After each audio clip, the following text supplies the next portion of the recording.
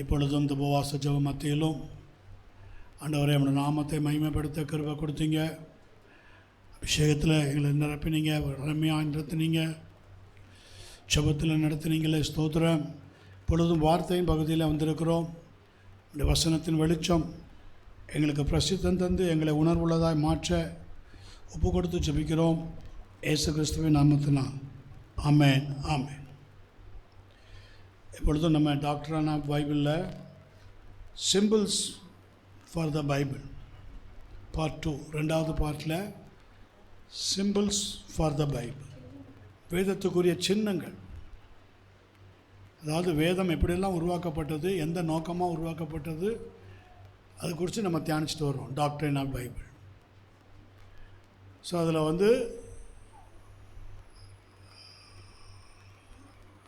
இன்றைக்கி வேதம் அநேக உருவகங்களை, வேதத்துக்கு உருவகங்கள் கொடுத்துருக்கிறது. உருவகம்னா என்னது? சிம்பிள், சின்னம். அதில் நம்பர் 1 பார்த்தோன்னா மிரர், கண்ணாடியை பைபிளில் பழைய ஏற்பாட்டில் கண்ணாடி தொட்டின்னு ஒரு தொட்டி இருக்குது. ஆசாரியர்கள் படிங்க, யாத்திராகமம் 33ஆம் அதிகாரம் 8ஆம் வசனமா.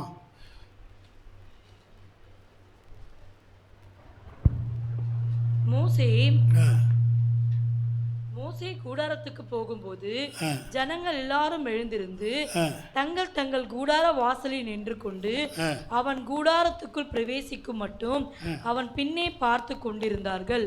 இல்லை, யாத்திராகமம் 33:18 18. அப்பொழுது அவன், உம்முடைய மகிமே எனக்கு காண்பித்தருளும் என்றான். No.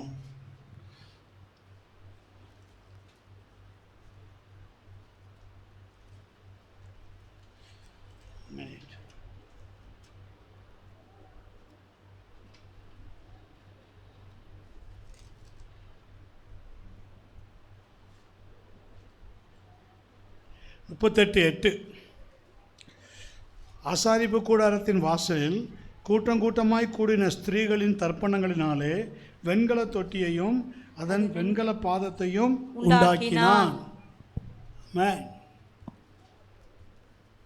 And he made a laver of brass. படிப்பா.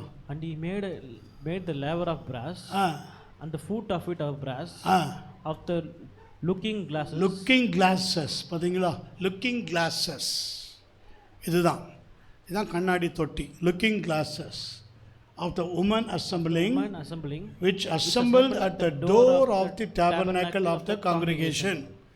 அப்போ எதுக்கு இந்த தண்ணி தொட்டினா, முதல்ல அங்கே தான் அது வருது, கண்ணாடி. ஏன் கண்ணாடினா, கண்ணாடி ரிஃப்ளெக்டிங், நம்ம உருவத்தை நமக்கே காண்பிக்கும். நம்ம இந்த ஸ்தானத்தில் இருக்கிறோம். இந்த வேதத்தை படிக்கும்போது இந்த வேதம் நமக்கு நம்மை தெளிவாக வெளிப்படுத்தும். நீ இந்த ஸ்தானத்தில் இருக்க, நீ இந்த நிலைமையில் இருக்கிற. ஒரு நாள் கருத்தாக நீங்கள் வேதத்தை வச்சுட்டு, நான் யார் ஆண்டவரே, எனக்கு நீங்கள் காட்டுங்க, நான் ஏன் இப்படி இருக்கேன், என் வாழ்க்கையில் ஏன் ஒரு மாற்றம் இல்லை, ஒரு ஆஸ்வாதம் இல்லை, ஒரு நன்மையே இல்லை, இந்த வேதத்தை எடுக்கிறதுக்கு உண்டான ஒரு ஒரு ஒரு மாற்றமே இல்லையே. கர்த்தருடைய வேதத்தில் பிரியமாக இருந்து இரவும் பகலும் அவருடைய வேதத்தில் தியானமாக இருக்கிற மனுஷன் பாக்கியவான்னு சொல்கிறாங்களே. அவன் நெருக்கால்களின் ஓரமாய் நடப்பட்டு தன் காலத்தில் தன் கனியை தந்து இலையுதராது இருக்க மரத்தை போல இருப்பான். அவன் செய்வதெல்லாம் வாய்க்குன்றாங்களே. ஏன் எனக்கு ஒன்றும் வாய்க்க மாட்டுது? இந்த வேதத்தின்படி என்னுடைய காரியம் என்னவாக இருக்கிறது, அது எனக்கு காண்பீங்க அப்படின்னு நீங்கள் கேட்டிங்கன்னா, அப்படியே அது ரிஃப்ளெக்ட் பண்ணுவார். அப்படியே கர்த்தர் அதை ரிஃப்ளெக்ட் பண்ணுவார். நீங்கள் வேதத்தில் நீங்கள் பார்க்கும்போது ஆசாரிப்பு கூடாரத்துக்கு வாசலில் வெளியே இருக்கிறது தான் இந்த கண்ணாடி தொட்டி. எதற்காக இந்த கண்ணாடி தொட்டி?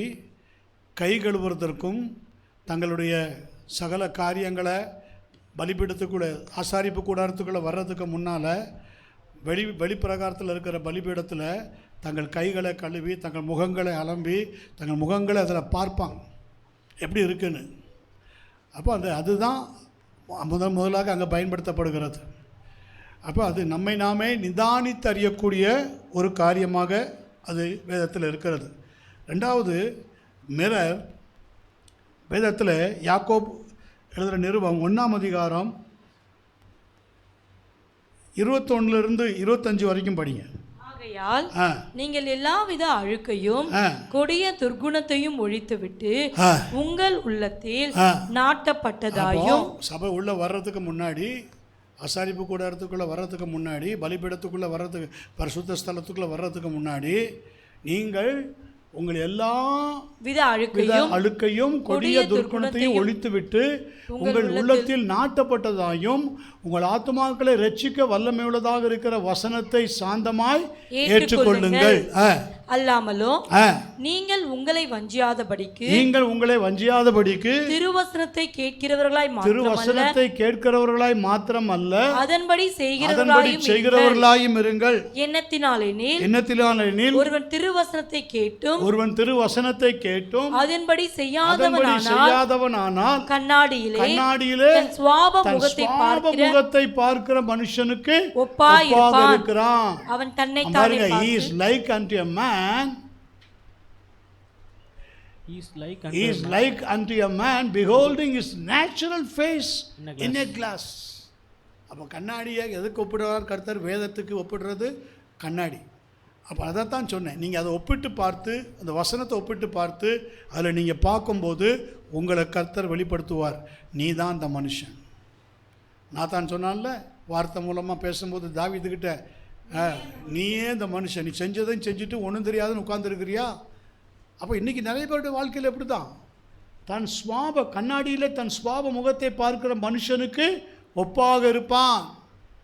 சுவாப மனுஷத்தை கண்ணாடியில் பார்த்தா தான் தெரியும், ஐயோ இப்படி இருக்கிறோமா, ஐயோ இவ்வளவு துக்கமாக இருக்கிறோமே, இவ்வளவு முகவாடலாக இருக்கிறோமே, இப்படியா சபைக்கு போக முடியும், இப்படியா நம்ம ஃபங்க்ஷனுக்கு போக முடியும், எப்படி இதோட போக முடியும், முகம் சரியில்லையே. தினம் உங்களைய ரிஃப்ளெக்ட் பண்ணி காமிக்கிறது எது? கண்ணாடி. தினம் உங்களுக்கே உங்களை காண்பிக்கிறது எது? மிரர். மிரர்னா என்னதுமா? கண்ணாடி. ஓகே, அடுத்தது 24-25. அல்லாமலும் நீங்கள் உங்களை வஞ்சியாதபடிக்கு திருவசனத்தை கேட்கிறவர்களாய் மாத்திரமல்ல. இல்ல 24, அவன் தன்னைத்தானே பார்த்து அவ்விடம் விட்டு போன உடனே தன் சாயல் இன்னதென்பதை மறந்து விடுவான். வேதம் வாசிக்கும் போது தான் தியானிக்கிறதுலாம் கிடையாது, அப்படியே மிஷின் மாதிரி அப்படியே அடிச்சு விட்டு போயிடுறது. அவன் தன்னைத்தானே பார்த்து அவ்விடம் விட்டு போன உடனே தன் சாயல் என்னதென்பதை மறந்து விடுவான். 25ஆம் வசனம். சுயாதீன பிரமாணமாகிய பூரண பிரமாணத்தை உற்று பார்த்து அதிலே நிலைத்திருக்கிறவனே மறக்கிறவனாய் இராமல் அதற்கேற்ற கிரியை செய்கிறவனுமாக இருந்து தன் செய்கையிலே பாக்கியவானாக இருப்பான். தன் செய்கையிலே பாக்கியவானாக இருப்பான். தீஸ் ஆர் த எக்ஸாமினேஷன், பரிசோதனை. உங்களை பரிசோதனை பார்க்கறது தான் மிரர். ஆமாம். அப்போ மிரர் எதுக்கு ஒப்பாக இங்கே ஒப்பிட்டு பேசுகிறார் யாக்கோபு? கண்ணாடிக்கு. கண்ணாடி எதுக்கு ஒப்பிட்டு பேசுகிறார்? வேதத்துக்கு, வார்த்தைக்கு. ஒரு கண்ணாடியை நாம் சொந்தமாக வைத்திருக்கிறோம் என்றால் அதற்கு ஒரு நோக்கம் உண்டு இல்லையா? அது நம்மை பரிசோதிக்கும்படியாக, நம்மை அதில் பார்த்து சரி பண்ண வேண்டிய காரியங்களை சரி செய்து கொள்வதற்கான ஒரு சாதனமாக அது இருக்கிறது. அதே போல் நாம் தேவனுடைய வசனத்தையும் கண்ணாடியிலே காண்கிறது போல பார்க்கிறோம். இப்பொழுது கண்ணாடியிலே காண்கிறது போல கண்டு அப்பொழுது நாம் அவரை முகமாடு மாதிரி 2 கொரிந்தியர் 3:18 இருக்குல்ல, இப்போ இருக்கட்டும், வேண்டாம் வரேன். அப்போது வேதம் சொல்லுகிறது scripture study makes a mature man.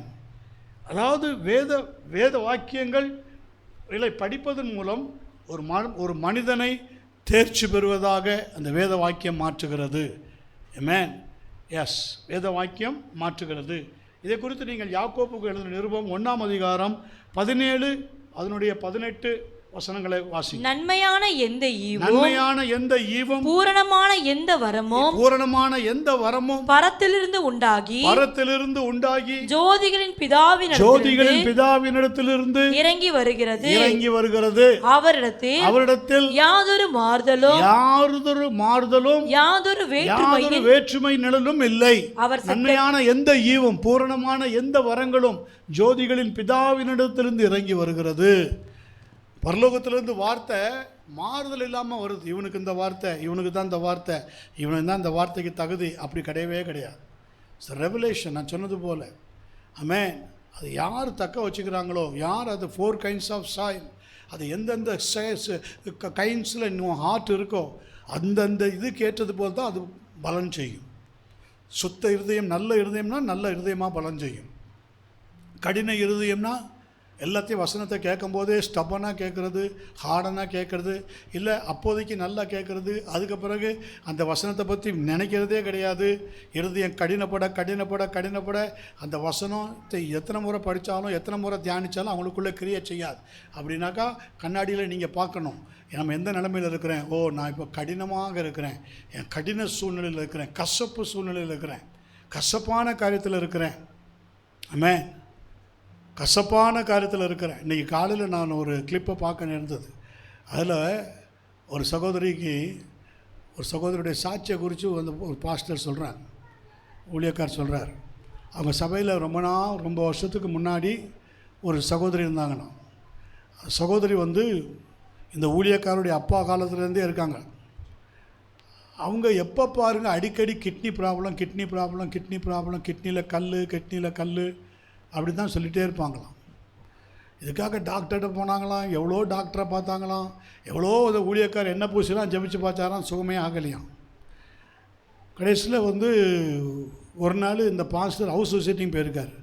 அப்போ வீட்டுக்கு போனால் இந்த அம்மா ரொம்ப சோகத்தோடு உட்காந்து ஒரு மாதிரி டல்லாக உட்காந்துருக்கீங்களே, என்னாச்சு உங்களுக்கு, வலி வந்துருச்சா? திருப்பி 2 நாளாக வலி வந்துருச்சு பாஸ்டர், போட்டு உயிர் எடுக்குது, துடிச்சு போகிறேன், என்ன காரணனே தெரில பாஸ்டர். அப்போ இந்த பாஸ்டர் கேட்டாராம், இந்த சீஃப் பாஸ்டரு அவங்க வீட்டுக்கு போயிட்டு கேட்டாராம், சரி நான் கேட்குறேன்னு தப்பாக எடுக்காதீங்க, உங்களுக்கு யார் மேலேயாவது வைராக்கியம் கசப்பு இருக்கா? வைராக்கியமாக கசப்பு அப்படிலாம் இருக்கா? வைராக்கியமாக இருக்கீங்களா? யாரையாவது மன்னிக்க முடியாமல் வைராக்கியமாக கசப்பாக ஸ்டப்பனா அப்படி இருக்கீங்களா? அப்படியே அந்த அம்மா யோசிச்சு கண்ணில் கண்ணீர் வருதான். பாஸ்டர் கண்டுபிடிச்சிட்டார், ஓஹோ யார் மேலேயோ இருக்காங்க போல். ஆமாம் பாஸ்டர், கரெக்டாக கேட்டீங்க, ரொம்ப வருஷமாக இருக்குது எனக்குள்ள அந்த ஆவி. யார்? எங்கள் மாமியார். ஓ, எங்கள் மாமியார். என் மாமியாரை என்னால் மன்னிக்கவே முடியலை. எங்கள் மாமியாரை பார்த்தாலே எனக்கு அப்படியே கசப்பாக வருது, பிட்டர். எங்கள் மாமியாரை பார்த்தாலே பிடிக்கல பாஸ்டர், என்னை அந்த அளவுக்கு கொடுமைப்படுத்தியிருக்காங்க பாஸ்டர். சும்மாலாம் இல்லை பாஸ்டர், பயங்கர கொடுமைப்படுத்தியிருக்காங்க. நான் பொறுமையோடு இருந்தேன், எவ்வளோ பொறுமையாக சகிக்கிறேன். அதனால் நான் என்ன பண்ணுவேன் தெரியுமா பாஸ்டர், அவங்களுக்கு சாப்பாடில் கல் பொறுக்குவேன், அரிசியில் கல்லை பொறுக்கி சேர்த்து வச்சுப்பேன். என் மாமியாருக்குன்னு தனியாக வடித்து கல்லை போட்டு கொடுத்துருவேன். என் மாமியாருக்குன்னு தனியாக, உண்மையே நடந்த சம்பவம், கல்லை போட்டு மாமியாருக்குன்னு தனியாக வடித்து கல்லை போட்டு கொடுத்துருவேன். கடித்து கடக்கட்டும், பல் போட்டும், இருக்கிற பல்லும் போட்டும், என்னை பண்ணிச்சில்ல கர்த்தரே அதை கொடுத்தாருன்னு நினைக்கட்டும் அப்படின்னு நினச்சிட்டு செஞ்சுருவேன். இப்படி பல வருஷமாக செஞ்சுட்டு இருந்திருக்கு. அப்போ தான் பாஸ்டர் சொன்னாராம், நீ உன் மாமியாருக்கு போட்ட கல் உன் கிட்னியில் தங்கிடுச்சு, நீ எதை விதைச்சியோ அதை அறுக்கிற. எப்படி? அந்த கல்லெல்லாம் எங்கே வந்துருச்சு? இப்போ கிட்னிக்கு வந்துடுச்சு. இப்போ என்ன செய்யலான்னு உத்தேசம் சொல்லு. நான் என்ன செய்யணும் பாஸ்டர்? மனம் கசந்து முதல்ல தேவன்கிட்ட மன்னிப்பு கேளு. மாமியார் போயாச்சுன்னு நினைக்கிறேன், மாமியார் போயாச்சு, கல்லோடையே போயாச்சு, சரியா? கர்த்தர்ட்ட மன்னிப்பு கேளு. மாமியார் உயிரோடு இருந்தால் மாமியார்கிட்ட கேட்கணும், மாமியார் போய் சேர்ந்துட்டாங்க. அப்போ இப்போ யார்கிட்ட போய் கேட்கணும்? கர்த்தர்ட்ட மனம் கசந்து அழுது மன்னிப்பு கேட்டு ஒப்புரவாகி, நீ இப்போ ஒப்புரவாகி, இப்போ நீ அழு, நீ கான்ட்ராக்ட் ஒப்பு கொடு அப்படின்னு பாஸ்டர் ஜெபம் பண்ண ஒட்டஞ்சு அழுது கதறி அழுது ஒப்பு கொடுத்து, அப்போ அது சொல்லிச்சான், பாஸ்டர் அதை 1 நிமிஷம் வந்துடுறேன் அப்படின்னு ஏஞ்சி போச்சான். ஏஞ்சி பாத்ரூம் போய்ட்டு வந்துச்சான். வந்தால் அதனுடைய சிறுநீரில் எல்லா கல்லும் வந்துடுச்சான். இது சாட்சிங்க, உண்மை. ஒப்பு கொடுத்து அடுத்த வினாடியே. அப்போ பாருங்கள், இந்த பிட்டர் கசப்பு, இந்த வைராக்கியம் நம்மள எத்தனை பேர் சாப்பாட்டில் கல்லை போடுறீங்களோ மண்ணை போடுறீங்களோ தெரியாது, போட மாட்டோம் நம்மள யாரும். ஆனால் எண்ணத்தில் சிந்தனையில் நீங்கள் கல்லை மண்ணை போட்டிங்கன்னா கல்லை மாதிரி அடைச்சி வச்சுக்கிட்டு இருந்தா வசனம் போகக்கூடாதபடிக்கு கல்லை அடைச்சி இந்த கல்லெல்லாம் உடஞ்சி உடஞ்சி உடஞ்சி உங்கள்கிட்ட கிரியை செய்யும். அது எப்படி கிரியை செய்யுன்னு தெரியாது எனக்கு. தடை வரும், சில தடைகளை கொண்டு வரும், ஆஸ்வாத தடைகளை கொண்டு வரும். நிம்மதியாக இருக்க விடாது. எப்போ பார் என்னத்தையோ பறி கொடுத்த மாதிரியே இருக்கும், என்னத்தையோ இழந்த மாதிரி எல்லாம் இருக்கும். ஆனால் என்னத்தையோ இழந்து போன மாதிரியே உட்காந்துரும். என்னது அது? ஸோ வேதம் சொல்லுகிறது, நன்மையான எந்த ஈவும் பூரணமான எந்த வரமும் பரத்திலிருந்து உண்டாகி ஜோதிகளின் பிதாவினிடத்திலிருந்து இறங்கி வருகிறது. அவரிடத்தில் யாதொரு மாறுதலும் இல்லை, யாதொரு வேற்றுமையின் நிழலும் இல்லை. அடுத்த வசனம், அவர் சித்தம் கொண்டு தம்முடைய சிருஷ்டிகளில் நாம் முதற் பலன்கள் ஆவதற்கு நம்மை சத்திய வசனத்தினாலே ஜெனிப்பித்தார். ஆமென். பாத்தீங்களா, கண்ணாடியாய் போன்று இருக்கிற வார்த்தை. அப்போ அதில் தான் நம்மளை ஜெனிப்பித்திருக்கிறார், வார்த்தையில் தான் ஜெனிப்பித்திருக்கிறார். அப்படிதானா? ஜலத்திலும் ஆவியிலும் பிறவாவிட்டால் ஜலம் வார்த்தைக்கு அடையாளம். எபேசியர் 5:26 வசனத்தின்படி திருவசனமாகிய இல்லை எபேசியர் 5:26 தாம் அதை திருவசனத்தை கொண்டு தண்ணீர் முழுக்கினார். அப்போ தண்ணீர் முழுக்குக்கும் திருவசனத்துக்கும் லிங்க் இருக்கு. தண்ணீர் முழுக்கு, தண்ணீர் வசனத்துக்கு அடையாளம், வார்த்தைக்கு அடையாளம். அப்போ தாம் அதை திருவசனத்தை கொண்டு தண்ணீர் முழுக்கினால் சுத்திகரித்து பரிசுத்தமாக்குகிறதற்கு. அப்ப அங்க என்ன பார்த்தோம்? யாக்கோபு 1:18 என்ன பார்த்தோம்? அவர் சித்தம் கொண்டு நம்முடைய சிருஷ்டிகளில் நாம் முதற் பலன்கள் ஆவதற்கு நம்மை சத்திய வசனத்தினாலே ஜெனிப்பித்தார், வார்த்தையினாலே ஜெனிப்பித்திருக்கிறார். வார்த்தையினாலே. அப்போ வார்த்தையினாலே ஜெனிப்பிச்சதுனால தான் வார்த்தையில் பிறந்த நாள் முதல் கொண்டு நம்மளே கண்ணாடியில் பார்த்துக்கிட்டே இருக்கும். கண்ணாடியில் பார்க்குறது அழகுக்காக பார்க்குறது நான் சொல்லலை. உங்கள் முகத்தை பார்க்குறீங்க, உங்கள் ஃபேஸ் எப்படி இருக்குது, உங்கள் ஃபேஸ் எப்படி இருக்குது, ரேடியண்டாக இருக்கா, க்ளோரியாக இருக்கா, மகிமையாக இருக்கா, இல்லை இருள் அடைஞ்சு போயிருக்கா, இருட்டடைஞ்சு போய் கிடக்குதா? என்னதான் சோப்பு போட்டாலும், என்னதான் ஃபேஸ் வாஷ் போட்டாலும் துக்க பிடிச்ச மாதிரியே இருக்கா முகம்? எனக்கே தெரியுது, என் முகத்தில் இருளாக இருக்குது, என் முகத்தில் வெளிச்சம் இல்லை. இதெல்லாம் போடுறதுனால அது வந்து வெளிச்சம் வந்துடாது. நீங்கள் இந்த உபகரணம்லாம் போடுறதுனால வெளிச்சம்லாம் வராது. வெளிச்சம்ங்கிறது வார்த்தைனால தான் வரும். ஆமென். வெளிச்சங்கிறது எதனால வரும்? வார்த்தை. தெளிவாக இருக்கும். வார்த்தையின்படி ஜீவிக்கிறவங்க, வார்த்தையில் பிறந்தவங்க, வார்த்தையின்படி நடக்கிறவங்க, வார்த்தைக்கு பயப்படுறவங்க எப்போவுமே பாருங்கள் தெளிவாக இருப்பாங்க. அப்போ இங்கே வேதம் என்ன சொல்லுகிறது? இந்த வார்த்தைகளை நமக்கு 4 விலையேறப்பெற்ற சத்தியங்கள் வெளிப்படுத்துகிறது. இந்த வார்த்தைகள் நமக்கு 4 விலையேறப்பெற்ற சத்தியங்களை வெளிப்படுத்துகிறது. என்னெல்லாம்னா, நம்பர் 1 17ஆம் வசனத்தை மீண்டும் படிங்க. நன்மையான எந்த ஈவும் பூரணமான எந்த வரமும் பரத்திலிருந்து உண்டாகி the Father has given as the old book. பரத்தில் இருக்கிற புஸ்தகத்திலிருந்து, ஜீவ புஸ்தகத்திலிருந்து, ஜீவன் உள்ளோர் புஸ்தகத்திலிருந்து கர்த்தர் நமக்கு என்ன செய்கிறாரா? Number 1, the Father has given as the old book. பழைய புத்தகத்திலிருந்து எடுத்து கொடுக்கிறார். ஆமென். இரண்டாவதாக 18ஆம் வசனம் 21ஆம் வசனம், அவர் சித்தம் கொண்டு தம்முடைய சிருஷ்டிகளில் நாம் முதற் பலன்கள் ஆவதற்கு நம்மை சத்திய வசனத்தினாலே ஜெனிப்பித்தார். The old book has given us the new birth. அந்த பழைய புஸ்தகம், பரலோகத்திலிருந்து வருகிற அந்த புஸ்தகம், பரத்திலிருந்து இறங்கி வருகிற ஞானம் நிறைந்த அந்த வார்த்தை என்கிற வார்த்தையை புஸ்தகத்திலிருந்து எடுத்து கொடுக்குற வார்த்தை, the old book has given us new birth. புது ஜீவனை நம்மை அவர் சித்தம் கொண்டு தம்முடைய சிருஷ்டிகளில் நாம் முதற் பலன்களாவதற்கு நம்மை சத்திய வசனத்தினாலே ஜெனிப்பித்தார். ஆமென். Of his own will beget he has the word of truth. ஆமென். மூன்றாவதாக அடுத்ததாக 21ஆம் வசனத்தை, ஆகையால் 1ஆம் அதிகாரம் யாக்கோபு 1:21, ஆகையால் நீங்கள் எல்லாவித அழுக்கையும் கொடிய துர்க்குணத்தையும் ஒழித்துவிட்டு உங்கள் உள்ளத்திலே நாட்டப்பட்டதாயும் உங்கள் ஆத்துமாக்களை ரட்சிக்க வல்லமையுள்ளதாக இருக்கிற வசனத்தை சாந்தமாய் ஏற்றுக்கொள்ளுங்கள். ஆமென். வார்த்தையில பிறந்தா மட்டும் போதாது, உள்ளத்தில் தொடர்ந்து இந்த கண்ணாடியை பார்க்கும்போது அங்கங்கே அழுக்கு இருக்குல்ல, அங்கங்கே பேச்சஸ் இருக்குது, அங்கங்கே ஒரு மாதிரி இருக்குல்ல, இது ஏன் வந்தது, எதுக்கு வந்தது, இதெல்லாம் சரி பண்ணிக்கிறீங்கல்ல. அப்போ அதை நீங்கள் சாந்தமாக சரி பண்ண வேண்டிய காரியத்தை சாந்தமாக சரி பண்ணி உங்கள் உள்ளத்தில் நாட்டப்பட்டதாயும் உங்கள் ஆத்துமாக்களை ரட்சிக்க வல்லமுள்ளதாக இருக்கிற வசனத்தை சாந்தமாய் ஏற்றுக்கொள்ளுங்கள்.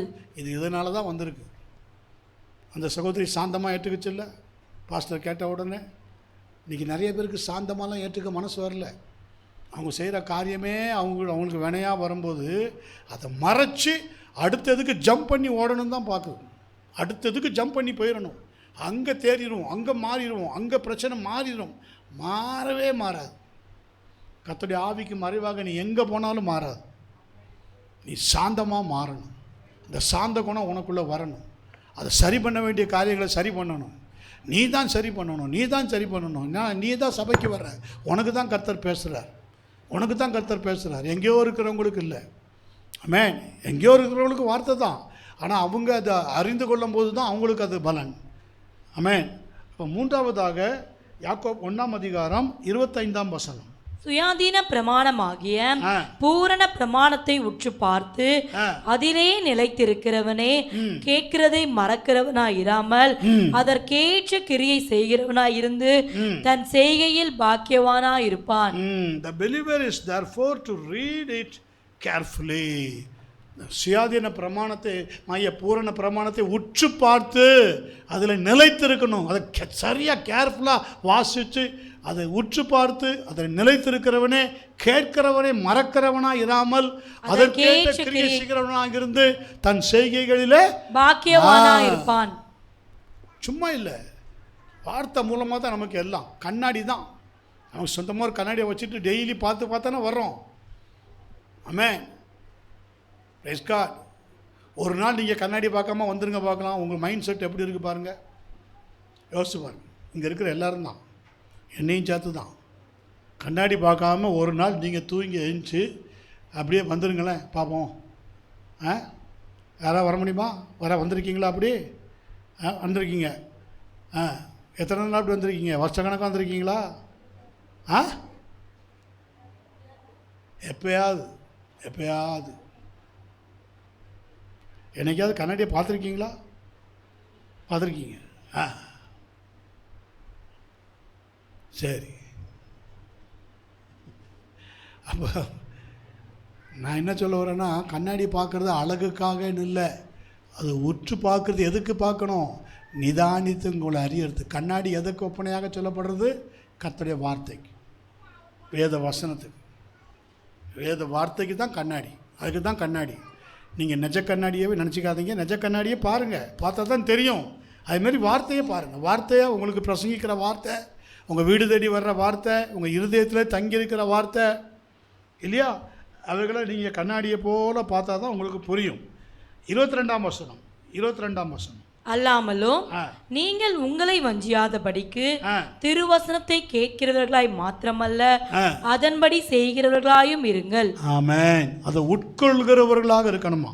ஆங்கிலத்தில் எப்படி போட்டிருக்குன்னா, the believer is therefore to heed it carefully. கவனமாக உட்கொள். heed it carefully.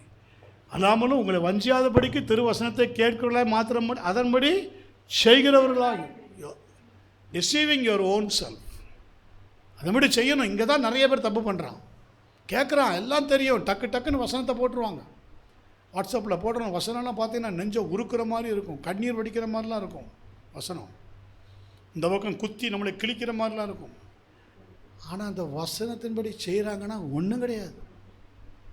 அந்த வசனத்தின்படி அவங்க நடக்கிறாங்களா செய்கிறாங்களா ஒன்றும் கிடையாது. வசனத்தை சாப்பிட்றதே கிடையாது. அடுத்தவங்களுக்கு தான் வசனம். சோத்திரம். இன்றைய ஸ்பெஷல் ஹோட்டலில் போட்டிருப்பான், அதில் ஒன்றை கூட ஓனர் திங்க மாட்டான். ஆமென். என்னைக்காவது பார்த்துருக்கீங்களா? ஹோட்டலில் சாப்பிடும்போது முதலாளியும் கூட சேர்ந்து சாப்பிட பார்த்துருக்கீங்களா? சாப்பிட மாட்டான். அவன் தனியாக உட்காந்து ரூமில் சாப்பிடுவான். அவன் வீட்டிலேருந்து கொண்டு வந்துருப்பான். அப்போ வசனம் புரியுதா உங்களுக்கு? அவன் என்னைக்காவது முதலாளி உட்காந்து சாப்பிட பார்த்துருக்கீங்களா? சாப்பிட மாட்டான். ஆனால் நல்லதாக இருக்கும், எல்லாம் நல்லதாக இருக்கும். அது என்னமோ தெரியாது, அது ஒரு சீக்ரெட். அவன் எங்கேயாவது கொண்டு வந்து வீட்டிலேருந்து கொண்டு வந்துருக்க இந்த அவ்வளோண்டு ஒரு டப்பாவில் கொண்டு வந்து தான் சாப்பிடுவான். புரியுதா? அதே மாதிரி தான் வசனத்தை பிரசங்கிச்சிருவோம், வசனத்தை எல்லாத்துக்கும் அனுப்புவோம், எல்லாம் செய்வோம். அந்த வசனத்தின்படி நம்ம நடக்கிறோமானா அதுதான் வேதம் சொல்லுகிறது. அல்லாமலும் நீங்கள் உங்களை வஞ்சியாதபடி திருவசனத்தை கேட்கிறவர்களாய் மாத்திரமல்ல அதன்படி செய்கிறவர்களாயும் இருங்கள். அதன்படி செய்கிறவர்களாயும் இருங்கள். ஸோ வேகமாக வருகிறேன். 1 கொரிந்தியர் 13ஆம் அதிகாரம் 12ஆம் வசனம். இப்போது கண்ணாடியில் நிழலாட்டமாய் பார்க்கிறோம். எப்படி பார்க்கிறோம்? இப்பொழுது கண்ணாடியிலே நிழலாட்டமாய் பார்க்கிறோம், அப்பொழுது முகமுகமாய் பார்ப்போம். இப்பொழுது நான் குறைந்த அறிவுள்ளவன், அப்பொழுது நான் அறியப்பட்டிருக்கிறபடியே அறிந்து கொள்ளுவேன். ஆமென். பாருங்க, இங்கிலீஷில் படிப்பா. For now we see through a glass darkly, but then face to face. Now I know in part, but then shall I know even as I am known. Even as also I am known. இப்பொழுது நான் குறைந்த அறிவுள்ளவன், அப்பொழுது நான் அறியப்பட்டபடியே அறிந்து கொள்ளுவேன். 11ஆம் வசனம் சொல்லுகிறது, நான் குழந்தையாய் இருந்தபோது குழந்தையைப் போல பேசினேன், குழந்தையைப் போல சிந்தித்தேன், குழந்தையைப் போல யோசித்தேன். நான் புருஷன் ஆனபோதோ குழந்தைகளுக்கு ஏற்றவைகளை ஒழித்து விட்டேன். ஸோ இப்பொழுது நான் கண்ணாடியிலே நிழலாட்டமாய் பார்க்கிறோம். 12ஆம் வசனம். அப்பொழுது நாம் முகமுகமாய் பார்ப்போம். இப்பொழுது நான் குறைந்த அறிவுள்ளவன். This is the spiritual immaturity. இது இருக்கக்கூடாது. Spiritual immaturity. அதுக்கு பேர் என்னது? Spiritual immaturity. அப்படின்னா என்னது? ஆவிக்குரிய குழந்தைகள், மெச்சூர் இல்லாத பிள்ளைகள். இம்மெச்சூரிட்டி. குழந்தைகளுக்கு சமயத்தில் சின்ன குழந்தைகள் இம்மெச்சூரிட்டி தான். மெச்சூர் வர்ற வரைக்கும் அவங்க இம்மெச்சூரிட்டி தான். அவங்க என்ன பேசுகிறாங்க, என்ன செய்கிறாங்கன்னு தெரியாது. நமக்கு அது விளையாட்டாக தெரியும், நமக்கு அது சிரிப்பாக தெரியும். ஆனால் அது இம்மெச்சூரிட்டி. நம்ம அதை சிரிச்சுக்கிறோம், பண்ணிக்கிறோம், எல்லாம் செய்கிறோம். ஆனால் அது ஒரு குழந்தை ஒரு பப்ளிக்லேயோ ஒரு இடத்துலையோ அதை செய்யும்போது நமக்கு எவ்வளோ வேதனையாக இருக்குது. Yes, immaturity. அப்போ வேதம் சொல்லுகிறது,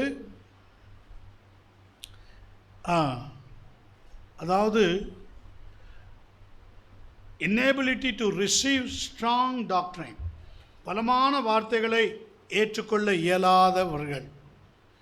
பலமான வார்த்தைகளை ஏற்றுக்கொள்ள சில பிள்ளைகளை நீங்கள் எவ்வளோ தான் கண்டித்து பாருங்கள், பலமாக அப்போதைக்கு தான். அதுக்கப்புறம் அந்த பிள்ளை என்ன செய்யும்? திருப்பி தான் வேலையை தான் செய்யும். இதே மாதிரி தான் ஆவிக்குரிய ஜீவியத்திலையும். அப்போதைக்கு நடுக்கம், அப்போதைக்கு பயம், அப்போதைக்கு கலக்கம். ஐயோ பாஸ்டர் பேசுகிறாரு, ஐயோ ஆண்டவர் பேசுகிறாரு, தெளிவாக பேசுகிறாரு. அப்போதைக்கு தான். They are spiritual immaturity. நல்லா பார்த்துருக்கேங்க. அதாவது என்ன சொல்கிறது, ஒரு கொஞ்ச நாள் தான் அந்த பயம், கொஞ்ச நாள் தான் அந்த நடுக்கம்லாம். இதுக்கு மெயின் காரணம் என்னென்னா ஸ்பிரிச்சுவல் இம்மெச்சூரிட்டி, ஆவிக்குரிய முதிர்ச்சி இல்லாத தன்மை. இது வேதத்தின்படி இருக்கவே கூடாது. இது ரொம்ப டேஞ்சர். இந்த நேரத்தில் தான் பிசாசு ரொம்ப விளையாடும். என்ன செய்கிறது தெரியாமல் செஞ்சிடும். உங்களை எப்படி அலக்கழிக்கணும்னு தெரியாமல் அலக்கழிச்சிடும். இதுக்குள்ளே தான் நிறைய பேர் சிக்கிக்கிறாங்க. இம்மெச்சூரிட்டி. அவங்க அதிலேருந்து வர்றது ரொம்ப கஷ்டம். அந்த இம்மெச்சூரிட்டிலேருந்து அவங்கள வெளியில் கொண்டு வர்றது ரொம்ப கஷ்டம். இது பேசிக்காக வேத வசனத்தை தியானித்து, வேத வசனத்தை ஜெபிக்கிறேன். நீங்கள் ஜெபிச்சா வேத வசனத்தை வாசிக்கணும். ஜெபிச்சு முடித்த உடனே கையில் வேதத்தை தூக்குறோம். அதுதான் மெச்சூரிட்டி. அதில் நீங்கள் உங்களை நிதானித்து அறியணும். இதில் என்ன பேசுகிறார் ஆண்டவர். ஒரு வார்த்தை உங்களுக்கு பேசினார்னா விடக்கூடாது. வார்த்தை ஆண்டவர்கிட்ட அன்றைக்கி கேட்டு அழுது, ஆண்டவரே இதன்படி தான் என் வாழ்க்கை இருக்குது, இப்போ தான் தெரியுது எனக்கு, மாற்றி போடுங்கப்பா, என் இருதயத்தில் நான் ஒப்பு கொடுக்குறேன். அந்த சகோதரி இருதயத்தில் ஒப்பு கொடுத்து அழுது ஜெபிச்சது போல் ஜெபிங்க. உடனே ரிமூவ் போயிடும். இவ்வளோதான். நீங்கள் குழந்தையாக இருந்தபோது தான், அதான் சொல்கிறேன், நான் குழந்தையாக இருந்தபோது குழந்தைய போல் பேசினேன். இன்னும் உங்கள் நடத்தைகள், உங்கள் செய்கைகள் சபையில் குழந்தை மாதிரியே இருக்கா? இன்னும் நீங்கள் குழந்தை மாதிரி தான் இருக்கீங்களா? இப்போ நான் குழந்தைய சொல்ல, பெரியவங்கள சொல்கிறேன். பவுல் சொல்கிறார்ல, நான் குழந்தையாக இருந்தபோது குழந்தையை போல பேசினேன், குழந்தையை போல யோசித்தேன், குழந்தையை போல சிந்தித்தேன், குழந்தையை போல யோசித்தேன். குழந்தையை போல. நான் இதெல்லாம் சீரியஸாக நினைக்கலைங்க, இப்படிலாம் வரும்னு எனக்கு தெரியாது. அது என்னது? அது குழந்தை தான். ஸ்பிரிச்சுவல் மெச்சூரிட்டி இல்லை.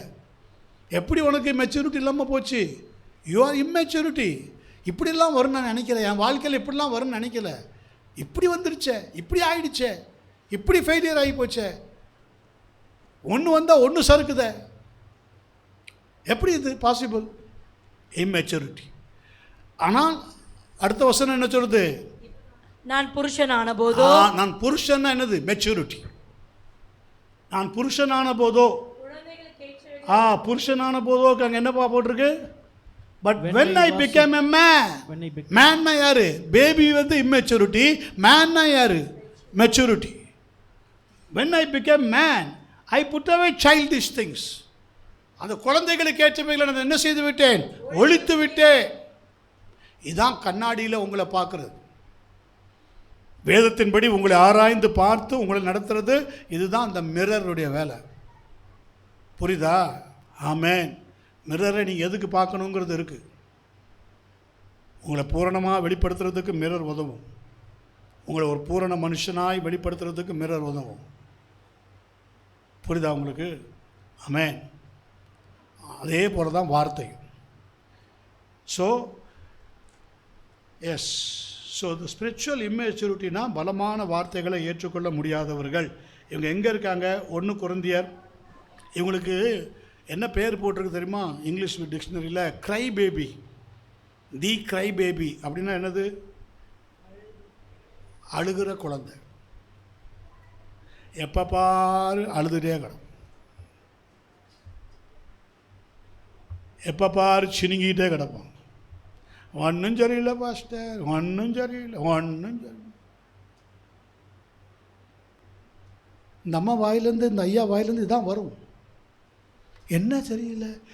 அப்படியே தான் இருக்குது. எவ்வளோ ஜபிச்சாச்சு, நீங்களும் தான் ஜபிக்கிறீங்க. அங்கே வாங்க, நான் நம்மக்கிட்ட வந்துடும் பால். இப்போ நீங்களும் தான் ஜபிக்கிறீங்க, ஒன்றும் சரி. Cry baby.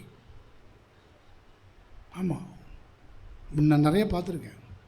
அப்படியே தான் இருக்குது. 1 கொரிந்தியர் 3ஆம் அதிகாரம் 1-2 வசனம்.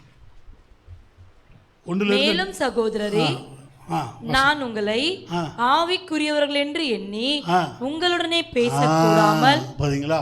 அப்போ இங்கே தான் கர்த்தர் நம்மளைய எல்லாத்தையும் அறிகிறாருங்க. நீங்கள் ஒரு கண்ணாடியை வச்சு பார்க்குறீங்கன்னா அவர் ஒரு கண்ணாடியை வச்சு பார்ப்பார். அவருக்கு கண்ணாடி யாருன்னா பரிசுத்த ஆவியானவர் தான் அவருக்கு கண்ணாடி. உங்களை துலாம்பரமாக கண்டுபிடிச்சி உங்கள் சிந்தனை என்ன இருக்குது எல்லாத்தையும் அங்கே ரெக்கார்டு எடுத்து அனுப்பிச்சிடுவார். இந்த மகன் இன்றைக்கி நிலைமையில் இருக்கிறான், இந்த சிந்தனையில் தான் இருக்கிறான், இன்னும் மாறல ஆண்டவரே, நான் இவனுக்காக ஜெபிக்கிறேன், எனக்கு கொஞ்சம் டைம் கொடுங்க. ஆமாம், கொஞ்சம் டைம் கொடுங்க, நான் ஜெபிக்கிறேன். ஊழியக்காரனும் ஜெபிக்கிறான், நானும் ஜெபிக்கிறேன், இவங்க தான் ஜெபிக்கிறாங்க. பார்ப்போம், இந்த வருஷம் இருக்கட்டும், பார்ப்போம். எஸ். ஸோ மேலும் சகோதரரே, நான் உங்களை ஆவிக்குரியவர்கள் என்று எண்ணி உங்களுடனே பேசாமல் மாம்சத்துக்குரியவர்கள் என்றும் கிறிஸ்துவுக்குள் குழந்தைகள் என்றும் எண்ணி பேச வேண்டியதாக இருக்கிறது. இயேசுக்குள்ளே நீங்கள் மெச்சூர்டாக இருக்கலாம். இயேசுவின் பாவங்களுக்காக மரித்திருக்கிறார், இயேசுவின் சாபங்களை நீக்கியிருக்கிறார். நாங்கள் என்ன மாதிரி சாபத்தில் சாட்சியெல்லாம் பலமாக இருக்கும். ஆனால் கிறிஸ்துவுக்குள்ளே வாங்க, வரப்போகிற மெஸ்ஸியாவுக்குள்ளே, அதுக்கு தான் கனெக்டிவிட்டி இருக்கணும். அது வந்து டெட்டு செஞ்சு முடிச்சாச்சு. இனி செய்ய போகிறது என்ன? மறுமையில் அவரோடு கூட மகிமையில் உட்காரணும். மாரநாதவாகிய கிறிஸ்து வெளிப்படும் போது அந்த மகிமை சாயல் உங்களுக்கு கொடுக்கப்படணும். அதுதான் இனி வெளிப்பட போகிற மகிமை. இக்காலத்து பாடுகளுக்கு அது ஒப்பிடக்கூடாது, அது வேற. அப்போ நீங்கள் அதுக்கேற்ற டியூனில் நீங்கள் போகாமல் உங்களை பார்த்தாலே கண்டுபிடிச்சிடுவாங்க சபையில். இவங்க இன்னும் வளரல, இவங்க இன்னும் ஆவிக்குரிய குழந்தை. அப்போ அவங்களுக்கு எப்படிப்பட்ட வார்த்தை வருது, அவங்கள்ட்ட எப்படி பேசுகிறாங்க நீ நல்லா பார்த்தா தெரியும். ஒரே குடும்பத்தில் ஒருத்தங்கக்கிட்ட வார்த்தை எப்படி பேசுகிறாரு ஊழியக்காரு, இன்னொருத்தங்கிட்ட எப்படி பேசுகிறாரு ஊழியக்காருங்கிறத கண்டுபிடிச்சாலே உங்களுக்கு தெரிஞ்சிடும். நான் சொல்கிறது புரிஞ்சுக்கிட்டவங்க கரங்களை உயர்த்து. அந்த நேரத்தில் ஆண்டவர் அப்படி தான் பேச வைப்பார். ஒருத்தங்கிட்ட எப்படி பேசுகிறாரு, இன்னொருத்தங்கிட்ட எப்படி பேசுகிறாரு, இதை வச்சு நீங்கள் கண்டுபிடிச்சிருக்கலாம். இதை குறித்து கண்டுபிடிச்சி நீங்கள் ஒன்றும் பெரிய நானும் பெரிய ஆவிக்குரிய இல்லை பெருசாக இருக்கிறேன்னு நினைக்கக்கூடாது. பலவீனரை தாங்கணும். எல்லாம் நம்ம வீடு தான், உங்கள் வீடு தான், இல்லைன்னு. ஆமென். ஒரு பிள்ளைகிட்ட எப்படி பேசுகிறாரு, இன்னொரு பிள்ளைகிட்ட எப்படி பேசுகிறாரு, ஒரு அம்மாக்கிட்ட எப்படி பேசுகிறாரு, ஒரு ஐயாக்கிட்ட எப்படி பேசுகிறாருங்கிறத நீங்கள் ஈஸியாக கண்டுபிடிச்சிடலாம். இவங்கள குழந்தையாகவே நீ பேசிகிட்டே இருப்பாங்க. ஏன்னா இன்னும் வளரல, இன்னும் மாறல. அவங்களுக்காக ரொம்ப போராடி ஜெபிக்கிறோம். கர்த்தர் பார்க்குறார். அப்படியெல்லாம் இந்த சில குழந்தைகளை ரொம்ப ஒரு பெரியவனை ஆக்கிறதுக்கு ரொம்ப விலகிறையும் கொடுத்துருக்கு. கரங்களை வேற்றி கர்த்தர்கள்லையான்னு சொல்லுவோம். நீங்கள் விலகிறையும் கொடுத்துருக்கீங்களா? உங்கள் மனசாட்சியை தொட்டு பாருங்கள். நான் விலகிறையும் கொடுத்துருக்குறேன். என் கணவனுக்காக நான் விலகிறையும் கொடுத்துருக்குறேன். என் மனைவிக்காக நான் விலகிறையும் கொடுத்துருக்குறேன். என் பிள்ளைக்காக நான் விலகிறையும் கொடுத்துருக்குறேன். எத்தனை பேர் சொல்ல முடியும்? ஆமென். அப்படி இல்லைன்னா உங்களை ஆண்டவர் குழந்தையாக தான் நினைப்பார். நீ ஆவிக்குரிய ஈஸியாக கண்டுபிடிச்சிடலாம். கர்த்தருடைய ஆவிக்குள்ளே இருக்கிறவங்க ஈஸியாக கண்டுபிடிச்சிடுவாங்க. இவங்க இன்னும் குழந்தை தான், பேப்ஸ். ஆனால் குழந்தை மாதிரி பேசிக்கிட்டு, குழந்தை மாதிரி சிரிச்சுக்கிட்டு, குழந்தை மாதிரி ஓடிக்கிட்டு. ஆமென். ஹல்லேலூயா. அடுத்த வசனத்தை படிங்க. நீங்கள் பலனில்லாதவர்கள் ஆனதால் உங்களுக்கு போஜனம் கொடாமல். பார்த்தீங்களா, இது ரொம்ப ரொம்ப முக்கியங்க. ரொம்ப முக்கியம். Strong food. போஜனம்னா என்னது? சின்ன பிள்ளைக்கு கொண்டு போய் சிக்கனையும் மட்டனையும் திணிப்பீங்களா? சொல்லுங்கள். திணிப்பீங்களா? விற்கிறோம். 10 நாள் சாப்பிடாது. அப்புறம் அதே தான் ஸ்ட்ராங் ஃபுட்டு. பாருங்கள், பைபிள் ஸ்டடியில் ஸ்ட்ராங் ஃபுட்டு வரும். ஆனால் அன்றைக்கி பார்த்திங்களா நிறையா குழந்தை வராது. ஆமாம், அது எங்கேயாவது ஃபீடிங் பாட்டில் தேடி அலைஞ்சிட்டு கிடக்கும்.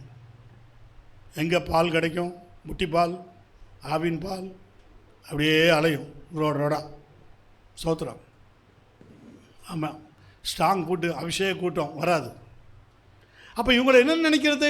ஆவிக்குரியவர்கள், ஆவிக்குரிய சபை, அக்கினி எழுப்புதல் சபை.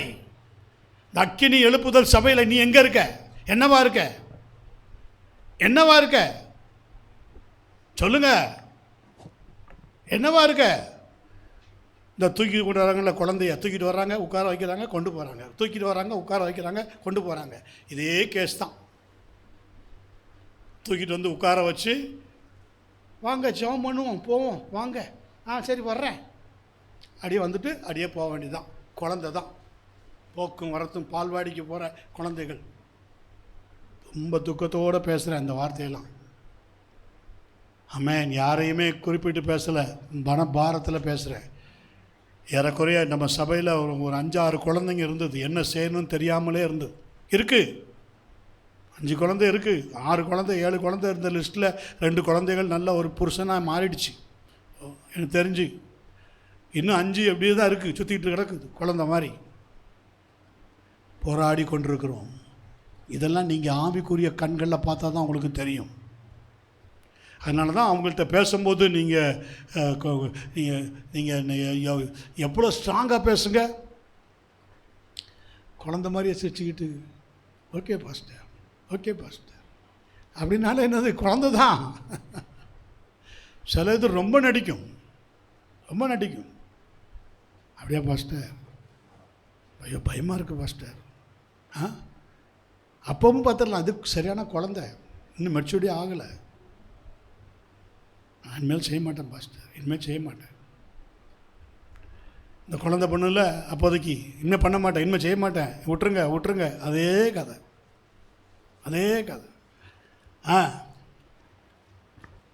இன்னமும் நீங்கள் மாம்சத்திற்குரியவர்களாக இருக்கிறபடியால் இப்பொழுதும் உங்களுக்கு பலன் இல்லை. Yet your spiritual immaturity. Amen. 3-4 வசனத்தையும் படிங்க. பொறாமையும் வாக்குவாதமும். அந்த காரியத்தை குறித்து வீட்டில் நீங்கள் பேசும்போது நீங்கள் சொல்லி பாருங்கள். அதிலே நீயே கண்டுபிடிச்சிடலாம். பாஸ்டர் சொல்கிறது கரெக்டாக உண்மையாக. அவங்கள்ட்ட என்னெல்லாம் இருக்குன்னு தெரியுமா? பொறாமையும் வாக்குவாதமும் வேதங்களும் உங்களுக்குள் இருக்கிறபடியினால். பொறாமைன்னா என்னது? என்ன பொறாமை? என்ன பொறாமை?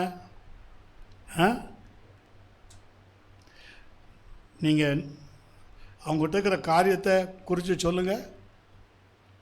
ஒன்றே நீ கண்ணாடியில் பார்த்தியா, என்னையே பார்க்குற. அந்த இது எங்கேருந்து வந்துருமோ தெரியாது. நான் இப்படி இருக்கிறது உனக்கு பொறாமை இங்கே தான் இருக்குது. வாக்குவாதம் இப்படி செய்யாதீங்க, இப்படி பண்ணாதீங்க, இன்றைக்கி வார்த்தை வந்துச்சு கேட்டிங்களா?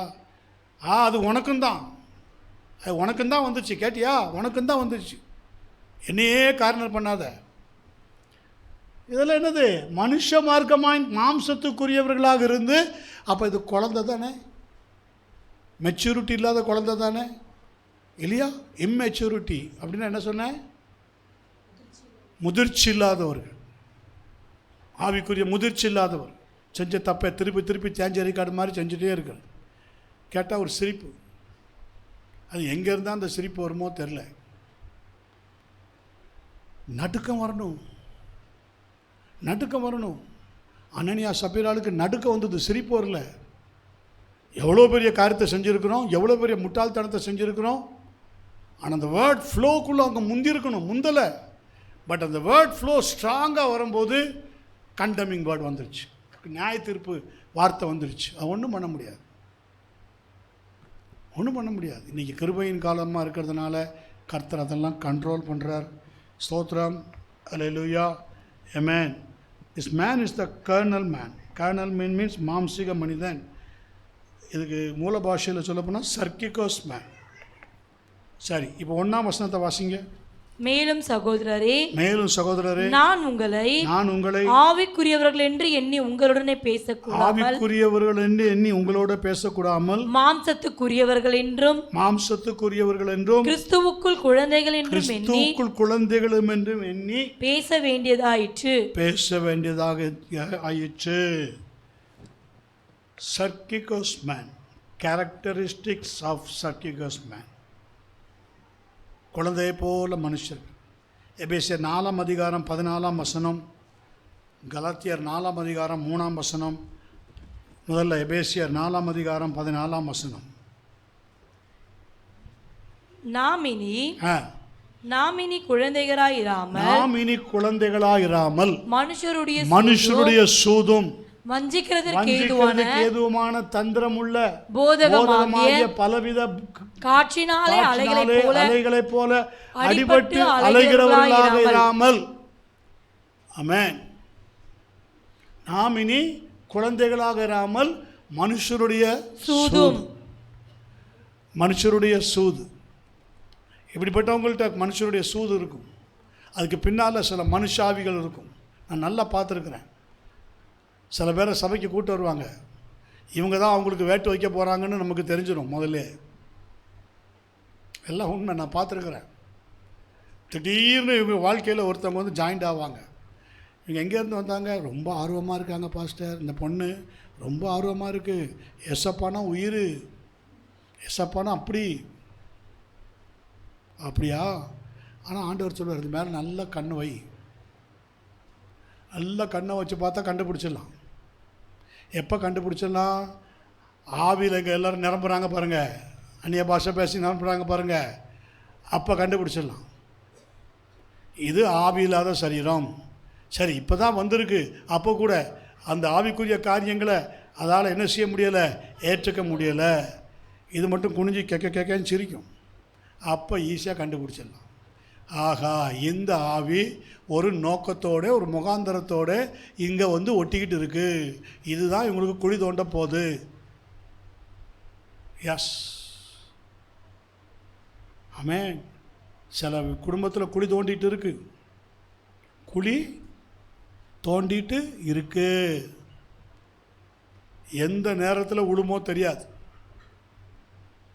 உண்மை. ஆனால் இப்போ சபையில் இல்லை. நான் சொல்கிற ஆட்கள்லாம் சபையில் இல்லை. ஆமாம், ஏன்னா மனுஷனுடைய சூது. நீ ஆவிக்குரிய ஜீவியத்தில் இருக்கிற. நீ கண்ணாடியில் உன்னைய செக் பண்ணி கரெக்ஷன் பண்ணி வந்திருக்கிற. எங்கேருந்தோ வந்த மனுஷன், எங்கேருந்தோ வந்த சில்கி ஸ்னேக் ஆதாம் ஏவாள் ஐக்கியத்தை உடைச்சுதா உடைக்கலையா? ஏதேன் தோட்டத்தினுடைய ஸ்வாபத்தை ஐக்கியத்தை உடைச்சுதா உடைக்கலையா? தோட்டத்திலிருந்து வெளியில் போகிற அளவுக்கு உண்டாக்கலையா? இது என்னது? மனுஷனுடைய சூது. நீ ஆவிக்குரிய சபையில் இருந்துக்கிட்டு மனுஷனுடைய சூதுக்கு ஏதுவான காரியத்தில் இருந்தால் அந்த வெட்டின குடியில் நீயும் விழுவ நிச்சயமா. ஸோ இதான் ஆண்டவர் சொல்கிறாரு, நாம் இனி குழந்தைகளாக இராமல். ஃபஸ்ட்டு குழந்தைய குறித்து பார்த்தோம், ஸ்பிரிச்சுவல் இம்மெச்சூரிட்டி இல்லையா? உங்களுக்கு அதனால தான் ஸ்ட்ராங் டாக்டரைன்லாம் உங்களுக்கு ஏற்றுக்கலை. ஸ்ட்ராங் டாக்டரைனை கடினமான உபதேசம் உங்களை என்ன செய்ய வச்சிருச்சு? கோபம் கொள்ள வச்சிருச்சு. கடினமான உபதேசம் உங்களை என்ன செய்ய வச்சிருச்சு? சபையை விட்டு போக வச்சிருச்சு. கடினமான உபதேசம் உங்களால் ஏற்றுக்க முடியலைன்னு ஆகிப்போச்சு. ஏன்னா உபதேசம் கடினமாக இருக்குது. அப்படின்னா என்ன அர்த்தம்? உங்கள் வீட்டு பிள்ளைய கண்டிக்கிறீங்க, முதல்ல இப்படி செய்யாதம்மா அப்படின்னு லேசாக தட்டுறீங்க. அதுக்கே ஒரு முறைக்குதுன்னா நீங்கள் உஷாராக இருக்கணும். அவன் பிள்ளை கூட ஏதோ இருக்குது, லேசாக சின்ன தட்டுக்கே எப்படி சொல்லுதுன்னா, நாளைக்கு நீ பெரம்பை தூக்கணும், அது கத்தியை தூக்காதுன்னு என்ன நிச்சயம்? சொல்லுங்க. சின்ன ஒரு தட்டு, அன்பால் ஒரு தட்டு, இப்படி செஞ்சுட்டு அப்படின்னு சொன்னால் அப்படி முறைச்சதுன்னா கண்ணை பார்த்தா தெரிஞ்சுன்னு பிசாசு இருக்கு. ஆமென், இருக்கு. அப்போ இதுகிட்ட போய் நம்ம என்ன எப்படி இருப்போம்? கேர்ஃபுல். நான் சொன்னேன்ல அந்த கேஸ் தான். மனுஷ மார்க்கம், மாம்சம், மனுஷிகம். அப்போ இந்த குழந்தை சுவாபம்னு நீங்கள் கண்டுக்காமல் விடுறது, பெரிதானாலும் கூட அவங்களால சரியான வார்த்தையை ஏற்றுக்க முடியாது. ஸ்ட்ராங் வேர்டு, பைபிளில் இருக்கிற ஸ்ட்ராங் வேர்டெலாம் அவங்களுக்கு பிடிக்காது. அதுக்கேற்ற மாதிரியே சில வேர்ட்ஸ்லாம் இருக்குது. பிளஸ்ஸிங், நீ ஆஸ்வாதமாக இருப்பாய், படிப்பில் ஆஸ்வதிக்கப்படுவாய், நீ போக்கிலே ஆஸ்வதிக்கப்படுவாய், உன் பிஸ்னஸ் ஆஸ்வதிக்கப்படும், உன் பிஸ்னஸில் அப்படி புரண்டு வரும், உருண்டு வரும், திரண்டு வரும். அவ்வளோதான். இவர் அங்கே அப்படியே சொக்கிடுவார். ஸ்தோத்திரம். வரும் எல்லாம் கொஞ்சம் காலத்துக்கு வரும். ஆனால் உன்னை கர்த்தர் எதற்காக ஆவிக்குரிய சபையில் கொண்டு வந்தார்? எதற்காக கர்த்தர் உன்னை ஒரு ஆவிக்குரிய குடும்பத்தில் பிறக்க வச்சார்? அங்கே வா, கண்ணாடியிலே பார்க்கறது போல பார்த்து. ஆமென். வாசிங்க 2 கொரிந்தியர் 3ஆம் அதிகாரம் 18ஆம் வசனம், 17, 18. அங்கே விடுதலையும் உண்டு. நாம் எல்லோரும் திறந்த முகமாய் கர்த்தருடைய மகிமையை கண்ணாடியிலே காண்கிறது போல கண்டு ஆவியாய் இருக்கிறாள். சொல்லுங்க, நம்ம எல்லோரும் யாரு? சபையில் கொடுத்த எல்லாரும். பாட்லி இல்லை, கொஞ்சம் பேர் இல்லை, நம்ம எல்லோரும் கர்த்தருடைய மகிமையை கண்ணாடியில் காண்க. வார்த்தையில் தான் மகிமை இருக்கு. ஆமென். வார்த்தை தான்.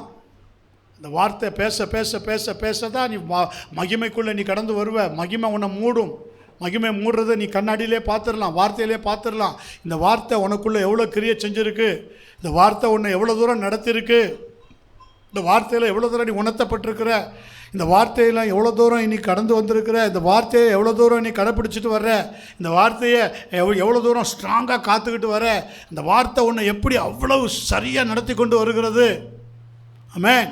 எல்லா காவலோடு உன் இருதயத்தை காத்துக்கொள். இந்த ஒரு வார்த்தை தான் நீதிமொழிகள் 4:23 இருக்குது. இதை நீ காத்துக்கிட்டால் தான் ஜீவ ஊற்று புறப்படும். அடுத்த நாளுக்குள்ள ஜீவ ஊற்று, லிவிங் ஃபவுண்டைன். அந்த நாளுக்குரிய லிவிங் ஃபவுண்டைன், யார்கிட்ட பேசுகிறதுக்கு ஏற்ற ஜீவ வார்த்தை, உன் குடும்பத்துக்குள்ள ஜீவ ஊற்று, உன் குடும்பத்தை போஷிக்கிறதுக்குள்ள வார்த்தை, உன் குடும்பத்தை ஆஸ்வதிக்குள்ள வார்த்தை உனக்குள்ளே இருந்தால் புறப்படும். அப்படி புறப்படுதுன்னா எல்லா காவலோடு உன்னை காத்திருக்கிறேன்னு அர்த்தம். எல்லா காவலோடு நீ உன்னை காத்திருக்கிறாய் இந்த அர்த்தம். அந்த வார்த்தையை கேட்டு அந்த வார்த்தையின்படி நீ காத்துக்கிட்டு இருக்கான்னா கர்த்தர் அப்ரிஷியேட் பண்ணுவார். நீ காத்திருக்க மகளே, தொடர்ந்து கவனமாக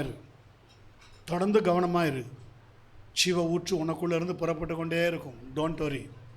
உன்னால் அநேகர்கள் ஆஸ்வதிக்கப்பட்டு கொண்டே இருப்பாங்க. உன் நிழலில் வர்ற ஒருத்தரும் வெறுமையாக போக மாட்டாங்க. உங்ககிட்ட பேசுகிற கொஞ்ச நேரத்திலே அவங்க சமாதானமாக போவாங்க. கவனித்து பாருங்கள் உங்கள் வாழ்க்கையில் அப்படி இருக்கா. அப்படின்னாக்கா யூ ஆர் மெச்சூரிட்டி இன் ஸ்பிரிச்சுவல்னு அர்த்தம். மெச்சூரிட்டி இன் ஸ்பிரிச்சுவல். ஸ்பிரிச்சுவல் மெச்சூரிட்டி ஈஸியாக கண்டுபிடிச்சிடலாம். அவங்க ஜெபிக்கிறதுக்கும் அவங்க உபதேசிக்கிறதுக்கும் அவங்க பேசுகிறதுக்கும் சம்மந்தமே இருக்காது. That's the spiritual immaturity. குழந்தை சைல்டிஷ் மாதிரியே இருக்கும். ஆமென்.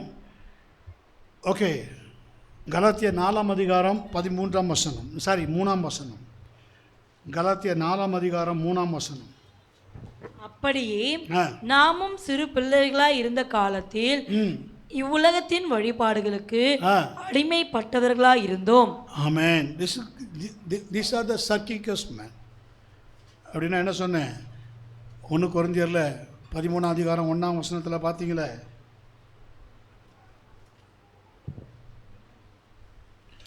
இல்லை 3ஆம் அதிகாரம் 1ஆம் வசனம். மேலும் சகோதரரே, நான் உங்களை ஆவிக்குரியவர்கள் என்று எண்ணி உங்களுடனே பேசக்கூடாமல் மாம்சத்துக்குரியவர்கள் என்றும் கிறிஸ்துவுக்குள் குழந்தைகள் என்றும் எண்ணி பேச வேண்டியதாயிற்று. These are the Sarkicus. Sarkicus means characteristics of Sarkicus man. Sarkicus man என்ன அர்த்தம் சொன்னேன்? மாம்சிகமான மனிதன்.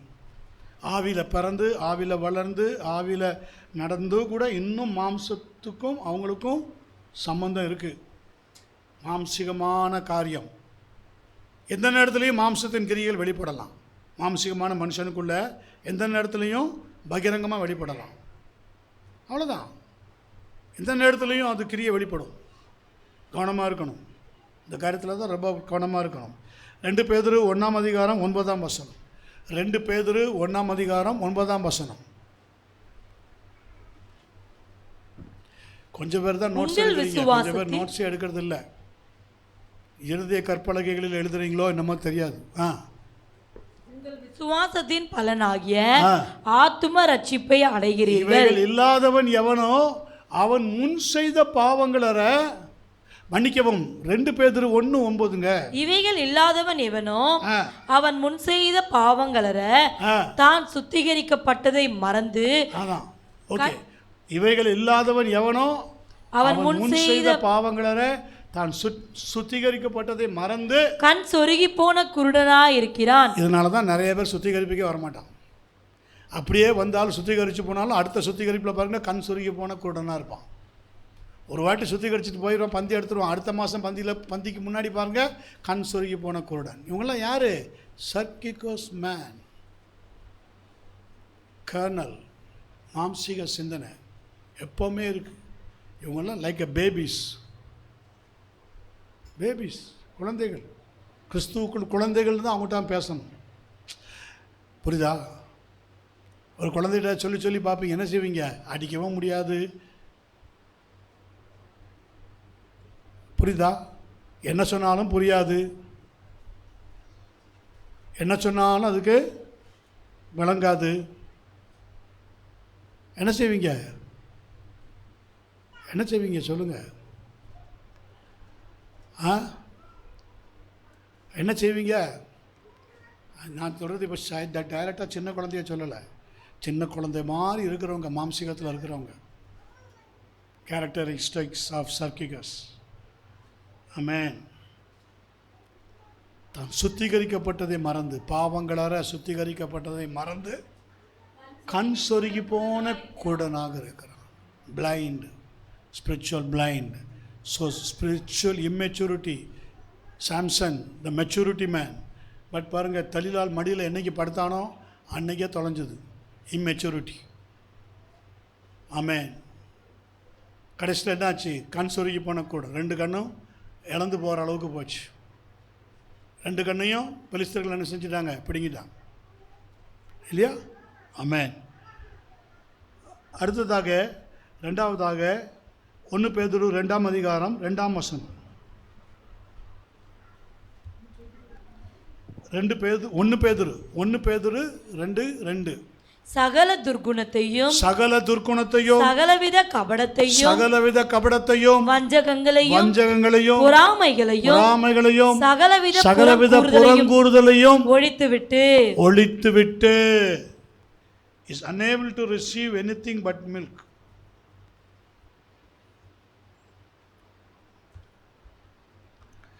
Amen.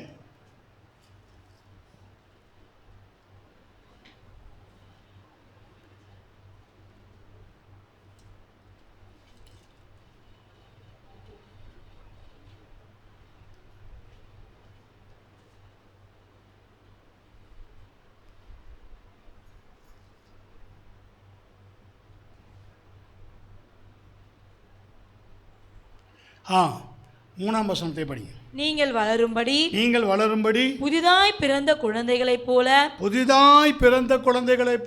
திருவசனமாகிய கலங்கமில்லாத ஞானப்பாலின் மேல் வாஞ்சையாயிருங்கள். ஆமென். சோ இங்கிலீஷ்ல இரண்டாம் வசனம் வரும். is unable to receiving anything but milk. சரியா? நீங்கள் வளரும்படி புதிதாய் பிறந்த குழந்தைகளைப் போல திருவசனமாகிய களங்கமில்லாத ஞானப்பாலின் மேல் வாஞ்சியாக இருங்க. அதனால தான் அவங்களுக்கு திரும்ப திரும்ப திரும்ப திரும்ப திரும்ப பழைய உபதேசத்தை சொல்லிகிட்டே இருக்க வேண்டியதாக. கர்த்தருக்குள்ளே பலப்பட்டு மகிமை அடைந்து மறுரூபத்துக்கு போகிற வழிக்கெல்லாம் இல்லை. இன்னும் அவங்களுக்கு எல்கேஜி யூகேஜி பாடம் தான் எடுத்துகிட்டு இருக்க வேண்டியதாக இருக்குது. சில பேருக்கு அப்படி சொன்னால் தான் புரியுது. எபிரேயர் 5:14 எபிரேயர் 5:14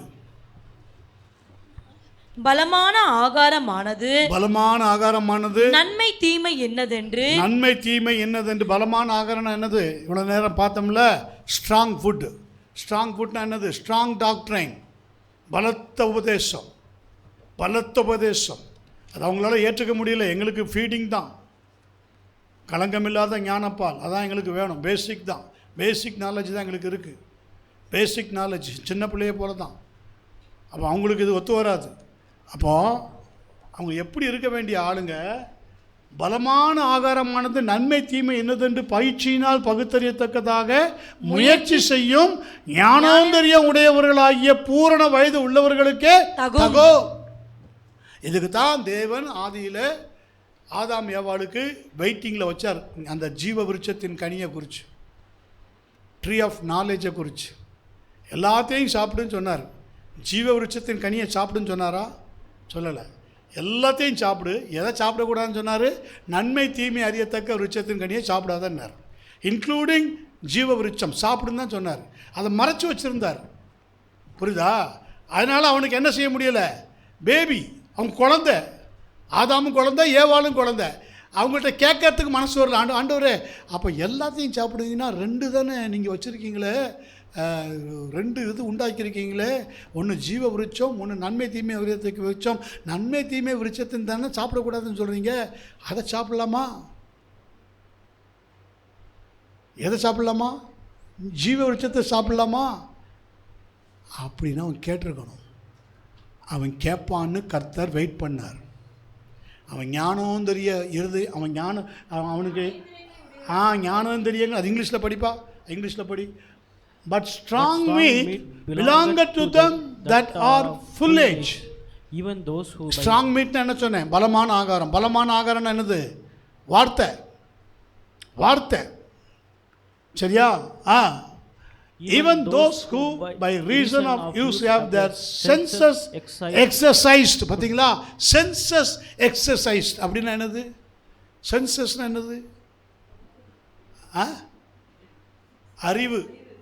அறிவு சம்பந்தமாக அவங்க வளரணும். அது குழந்தையாகவே இருந்தால் அறிவு சம்பந்தமாக வளராது. அம்மா, இது செய்யக்கூடாதா, இதை பண்ணக்கூடாதா, இது பண்ணால் இப்படி ஆகுமா? மொட்டை மாடியிலேருந்து தலையை வெளியே விட்டால் கீழே விழுந்துருவானா? கீழே விழுந்து அடிபடுமா? அடிபட்ட ரத்தம் வருமா? அது வரணும். இல்லாட்டி அது ஓடி போய் உள்ள தலையை விட்டு பார்க்கணும். விழுந்தா என்ன? சைல்டிஷ். இதே தான், இதால் தான் விளாண்டுடுச்சு பிசாசு. அங்கே எதை சாப்பிடக்கூடாதுன்னு சொன்னாரோ அதை சாப்பிட வச்சிருச்சு. ஆனால் தேவன் எதுக்கு வெயிட் பண்ணார்னா, இவங்களுக்கு சென்சஸ் எக்ஸசைஸ் கொடுக்கணும். என்ன எக்ஸசைஸ் கொடுக்கணும்? Senses exercise to discern both good and evil. சபையில் எவ்வளோ சென்சஸ் எக்ஸசைஸ் கொடுக்குறோம். இப்படி இருங்க, இப்படி இருங்க, இப்படி இருங்க, இப்படி இருந்தனால இப்படி போனனால என்ன கண்டடைஞ்சிங்க? அவமானமும் இழிவும் தானே கண்டடைஞ்சிங்க. திரும்பவும் அதை பிசாசு வேற ரூபத்தில் வருத, வேற மாறுவேஷம் போட்டு வருத. ஆமென். புரியுதா புரியலையா? புரிஞ்ச மாதிரி தெரியலையே. ஸ்ட்ராங் ஃபுட்டாக இருந்தால் புரிஞ்சிடும். அப்போ பைபிள் என்ன சொல்லுது? பலமான ஆகாரமானது நன்மை தீமை இன்னதென்று பயிற்சியினால் பகுத்தறியத்தக்க முயற்சி செய்யும் ஞானோந்தரியங்களை உடையவர்களாகிய அந்த வயது வர்ற வரைக்கும் கர்த்தர் வெயிட் பண்ணார். ஆதாம் ஏவாளும் கேட்கட்டும். விசுவாசம் கேள்வினாலே வரும், கேள்வி தேவனுடைய வார்த்தையினாலே வரும். கேட்கட்டும். ஏன் விலைக்கு வச்சிங்க ஆண்டவரே? கேட்கட்டும். அவங்களும் கேட்கல, பிசாசு வந்து விளையாண்டுடுச்சு. இதான் விஷயம். அப்போ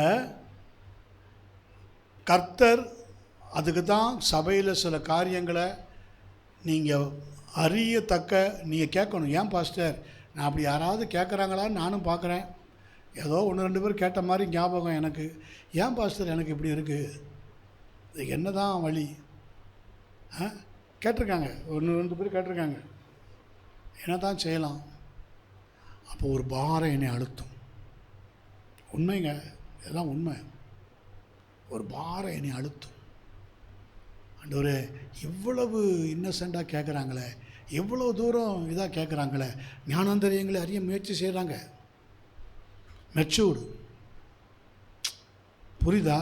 நம்மை நாமே நிதானித்து அறிந்தால் அப்போ ஏதாவது காரணம் இருக்குமோ, ஏதாவது காரணம் இருக்குமோ, ஏதாவது ஒரு ரீசன் இருக்குமோ, இதுக்கு பின்னால் ஏதாவது இருக்குமோ, ஒருவேளை பாஸ்டருக்கு வெளிப்படுத்தியிருப்பாரோ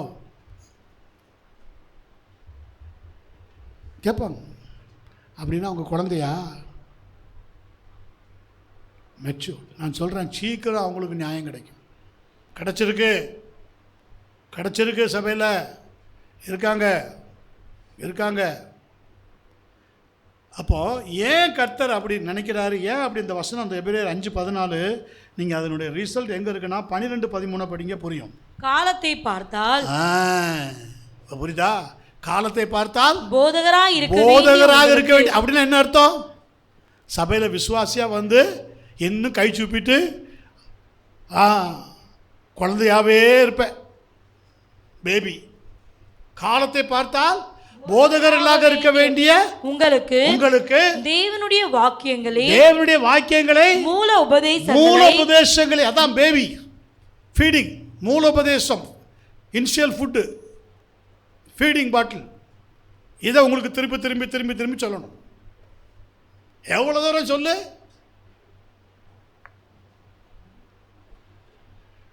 போதகன் ஆயிருக்கணுங்க.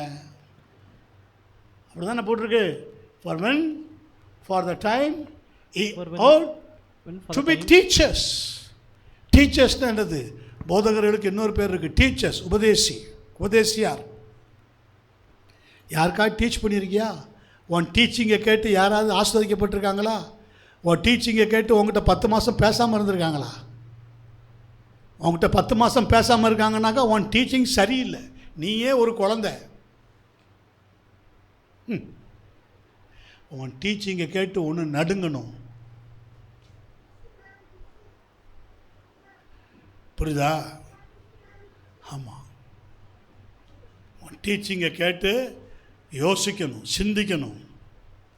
உன் டீச்சிங் படி நடக்கணும். அவங்களுக்கு அப்போவாது தெரியணும், அவங்க சொன்னாங்களே கேட்கலையேன்னு. அதுதான் டீச்சிங். உண்மைதானா? சில பிள்ளைகள் ரோட்டில் பார்த்து சில வாத்தியார் கேட்பார், நான் அப்போவே சொன்னான்டா, கேட்டியா? ஆமென். ஒரு வாத்தியார் வந்து ஒரு பையனை பார்த்து சொன்னாராம், நீ பாரு ஒரு நாளைக்கு நடு ரோட்டில் தான் நிற்பேன்னாராம் ஒரு வாத்தியார். என்ன இப்படி சொல்லிட்டாரு? அடிக்கடி இந்த வார்த்தையை சொல்லுவாராம். ஒரு நாள் அவர் எங்கேயோ 2 வீலரில் மார்க்கெட்டுக்கு போயிட்டு ரோட்டில் போயிட்டு இருக்கும்போது இவர்கிட்ட படித்த ஸ்டூடெண்ட்டு ஓடி வந்தாராம். அவர் யாருன்னா traffic police. Sir sir sir என்ன தெரியுதா உங்களுக்கு அப்படின்னு கேட்டாராம். யாருப்பா?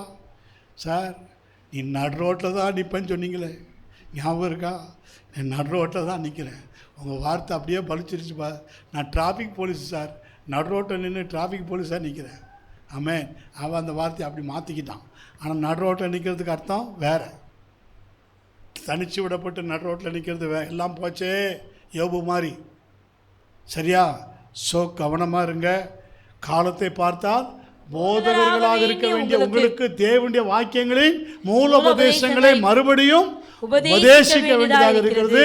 நீங்கள் பலமான ஆகாரத்தை அல்ல பாலை உண்ணத்தக்கவர்கள் ஆனீர்கள். போனாலும் சுத்தி சுத்தி சுத்தி சுத்தி பாருங்க, ஆவியானவர் அங்கே தான் கொண்டு வர்றார். பால் பால் பால்.